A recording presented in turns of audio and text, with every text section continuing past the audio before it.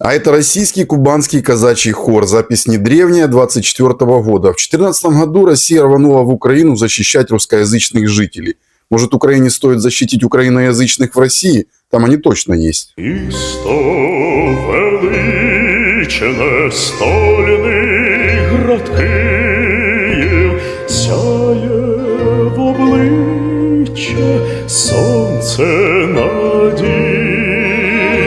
Київ рідний, саде квітучий, здалеку видно київські кручі. Золото сонця сяє в блакиті, пісня про Київ, наче молитва, краще на світі